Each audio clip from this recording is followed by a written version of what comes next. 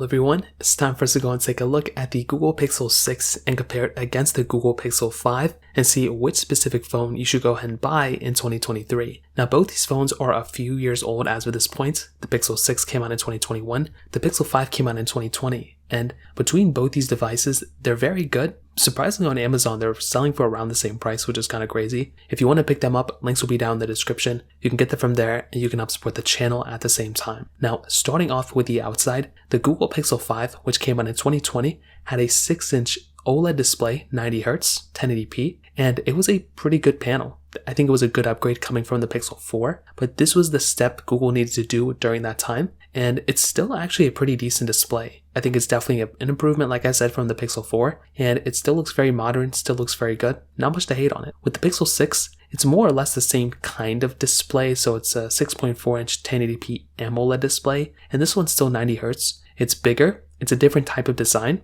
and the whole bunch is now centered. So kind of a little tiny difference there as well. So you're actually kind of getting a little bit of a difference there, which I think is really nice. But I think the Pixel 5 has a more, I guess, not modern, but it's a more of a, kind of one a lot of people might be comfortable with. With the Pixel 6, it is a little more squarish, more rectangular. So that's just a small little thing to keep in mind there. Both have USB-C ports. And on the back, a little bit of a difference here too. The Pixel 6 has that standard glass back, which looks really nice. The Pixel 5 has a aluminum back on it. I never really liked or loved the way the Pixel 5, kind of felt like on the back. I've always felt like the Pixel 6 was a much needed design change for the Pixel lineup. So I feel like that was really important. But between both, again, what are you going to do? I think they both look pretty good when it comes down to it. Now with the camera side of things, you are getting kind of the same type of camera lineup. So they're both wide and ultra wide cameras.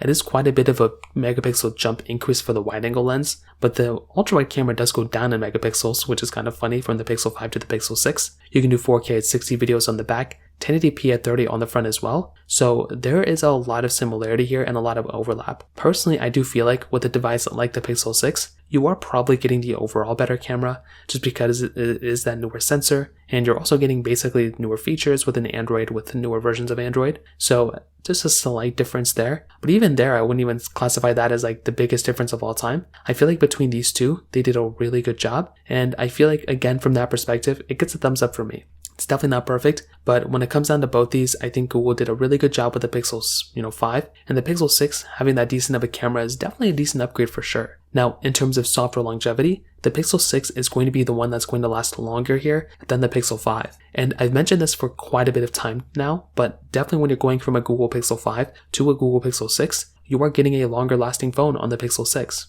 So I think that's a really cool advantage when you're getting a device like that. But I do think with the Pixel 5, you are getting a device that's still very good. Like, it's still supported with Android as of this point. Who knows how much longer it's going to last? Probably Android 14 is going to be it, to be honest. Or maybe Android 13 was. But the Pixel 6 is still here. It's still going to be supported for a little bit of time. And it's definitely going to be lasting longer than the Pixel 5. Now, another big difference here is with the chipsets. So with the Pixel 5, you were getting that Qualcomm Snapdragon 765G chipset inside with 8 gigs of RAM, where inside of the Pixel 6, you were getting that first generation Google Tensor chipset with that Mali GPU with 8 gigabytes of RAM inside. Now, I mentioned this before and I'll say it again. The difference between a Snapdragon and a Mali GPU, basically the differences between an Adreno and Mali GPU and Snapdragon and Tensor, there was a pretty big difference here. And I think that always threw me off. But nowadays, I think it's kind of evened out a little bit. And you are actually getting better performance in most applications on the Pixel 6 than on the Pixel 5, now that all the apps have kind of been tuned up a little bit. But it's still going to take a little bit more time.